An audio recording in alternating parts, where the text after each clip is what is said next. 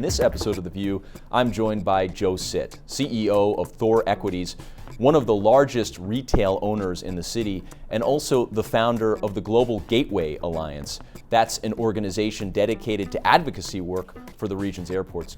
The Port Authority has gone out and solicited offers from the private market to help restore LaGuardia Airport, help pay for a full renovation of the terminal. Do you think that's a good methodology and a good plan? The dollars really first and foremost need to come from government.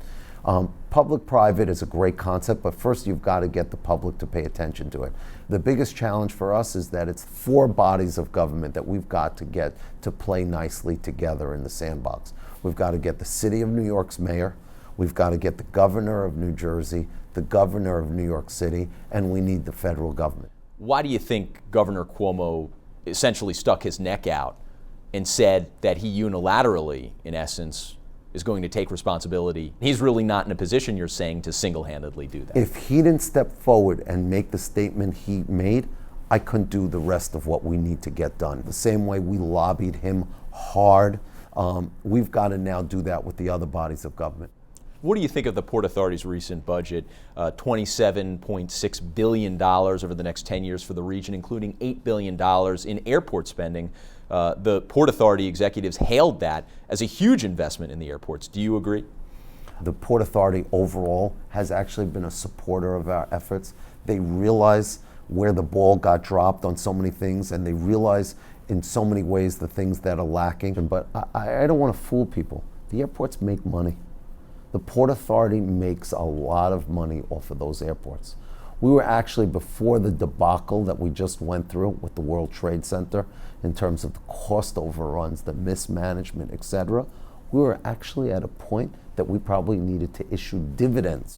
I want to ask you a little bit about real estate. What is the latest for you on your investments here? What is the projects that you're working on now? We're investors globally, but we're very active here in New York. I'm a very big bull of real estate here in New York City. Really? What's your next deal?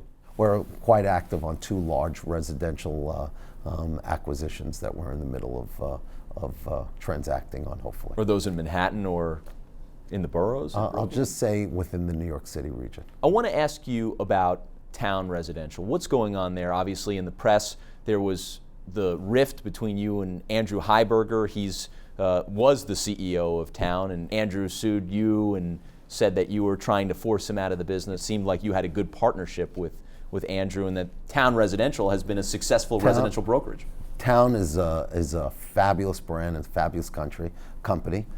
Andrew's still my partner. Andrew's actually was a CEO for me for 3 years, whose contract had expired. And it's an unbelievable business that I think has got the moon ahead of it. We've got an unbelievable staff of people. Business for the last 30 days has been up about 40%, record-breaking numbers. We've recruited 12 new folks just in the last 30 days, and we're excited. What about Andrew? Is he going to stay on board, Andrew Heiberger? Are you going to keep him as a partner there? I don't want to mix that into the conversation in terms of Town.